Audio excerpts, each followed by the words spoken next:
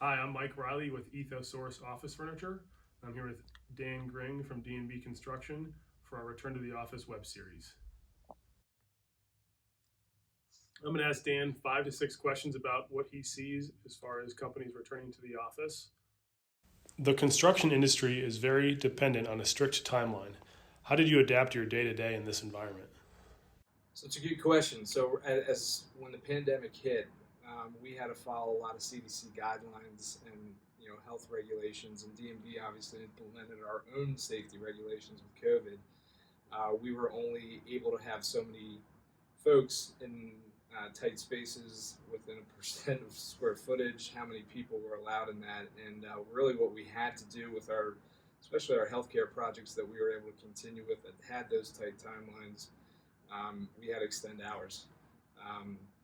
Instead of working the traditional 8-9 hours, our trades were in there 10, 12 hours to keep the timelines because of the limited manpower that we were able to have in the jobs. So less people, more hours, basically. Correct. Are deals that were in the works prior to COVID 19 being modified to accommodate post pandemic considerations? Yeah, certainly, with different developments and what we did in different sectors definitely changed. We had some retail projects that were lined up that got pushed back, obviously because of certainly companies didn't want to make decisions and go into new leases with the times, and when they were not able to operate under normal circumstances. We saw some different plans changed in the multifamily world with some of the amenities and whatnot. We were adding more shared office space so that folks that weren't going back to the office were able to work from home, but also had their own space and some of the amenity space where they lived in the apartment complexes. Gotcha. How has the use of additional technologies changed the way that you conduct business in the construction industry? Yeah, so we are very technology driven for the construction industry that we're in. All of our project management, our CRM, all that is interconnected, and it also talks with Zoom and whatnot. So we're able to take meeting minutes from Zoom conferences and whatnot, and all that translates into our project management software, which is nice.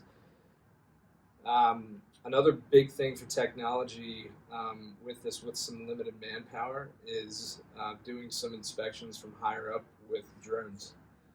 We're able to use drones to go, fly up roofs and check some of the quality control as we're going through the project itself. That's pretty cool. So it sounds like it was pretty seamless, the technology for you guys transitioning. A lot of companies seem to struggle with the transition to more technology-driven communication. I think you guys sounds like it was pretty smooth for you. Yeah, the timing was perfect. We really honed in on technology within our industry over the past couple of years. So with the pandemic, when it struck, I think we were pretty ready. Nice. What changes has your company made to safety protocols due to COVID 19? Yeah, so to start with the office, obviously, like most, we closed our offices down and had everybody working remote.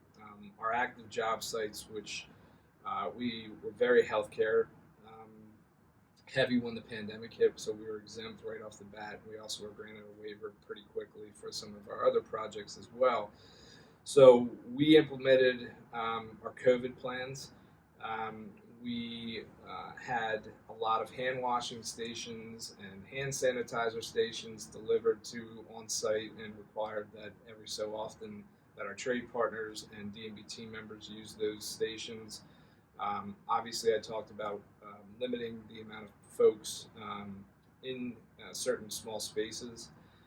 And then just our programs that we put together for our team and for our trade partners, with packets, our signage that we enhanced on job sites to enforce social distancing, face mask coverings, everything that the CDC was recommending that we do.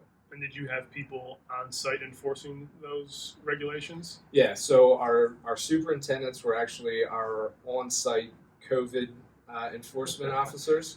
And then also our senior superintendent was also overseeing it as well, and just making sure that going through the job sites daily that our trade partners and suppliers and our D&B team members were following our guidelines for COVID.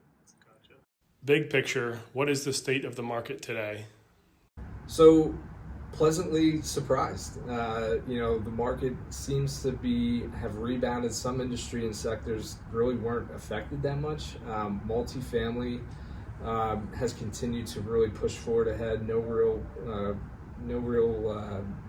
stoppages in that industry. Healthcare, certain kinds of healthcare projects are still moving forward. It all depends on what kind of health system is out there.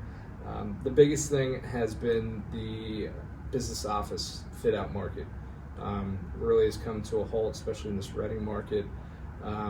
People aren't ready to make decisions as much, enhancing their offices or moving into bigger spaces, and that obviously comes back from most people working remotely. And some instances that some of our clients are seeing that they're successful with their teams working remotely. Now we've seen in the office industry a lot of people are doing things a little differently, not fully packing in cubicles, maybe a little more shared, spread out lounge spaces, kind of like what we're sitting in now. Yeah. Any of the office fit outs that you're doing, if you're doing any at all, have they been different from what you typically would do? Yeah, not a lot of shared cubicle space anymore. It's more office, actual, the four walls, or some of the systems that you guys have here and offer with the glass walls, the next wall systems have become more popular just to create that barrier, from each team member. So yeah, we're not seeing as much open air office space as much in the limited construction that we're doing right now in the office fit out world. Where do you think the market will be 6 months from now? Yeah, I mean, for us at D&B, and that's what we really focus on is what we have at D&B. Of course, we pay attention to the economy and what everything's moving, what the trends are and whatnot. But for us right now, we're really seeing a strong movement with multifamily. Healthcare has begun to pick back up. Retail is still very low, but we're starting to see a little more activity that people are getting more comfortable to making more decisions to make their move or enhance their existing product. And the office fit out, I think, will generally come back around. I still think that the overall shock of the pandemic, and now that people are saying that they're successful working remotely, I think that will change, and we're starting to see a little bit more in the Bucks County market. It's probably the more active business office market, but I think they're going to come to realize that the interaction, the collaboration, the team is really what makes them successful. So I'm a strong believer, and I'm positive in that market as well. But overall, I mean, there's still a lot of activity, and I think people are ready to get going again. Yeah, it seems like people are going to change what they do in the office, but the working from home works to an extent, but you still need that interaction with people. I mean, if you really think about it, the only interaction with people other than your family is really at work. Exactly. You're going to need to get that socialization somewhere, and I think the office, whether it's the office that we know what it is now, or the office that it's going to turn into, whether more open spaces where you're not sitting next to people, but you're in a lounge area or collaboration space or a private office, I think that's kind of where things are headed. Absolutely. And I know you mentioned retail. We don't do a lot of retail furniture, but it's kind of an interesting topic where you go to the store and there's limits on how many people can go in the store. Are you seeing any changes, or have your clients indicated any different layouts they're going to use for the store as a reaction to the pandemic? Yeah, I think a lot of our retail, you're seeing like clothing stores, things like that, kind of take a different shift. With the e-commerce boom and the big box warehouses with Amazon and whatnot, I think the small retail, when you come to restaurants, sandwich shops, that kind of stuff, there was certainly a demand for that, and they were able to stay open during the pandemic. So I think they're still thriving and they're still expanding. I think as far as going back to the clothing markets and the malls and all that kind of stuff, I think you're going to see a shift in how they adapt with this pandemic, because quite frankly, I think that's going to be more along the lines of shifting to more on-site delivery. These big box stores like Macy's and things like that, they've already made announcements that they're shifting towards you can order online and then developing like outside windows for pickup kind of thing. I think that answers all of our questions. So I appreciate the time, and that's our Return to the Office web series. Thank you.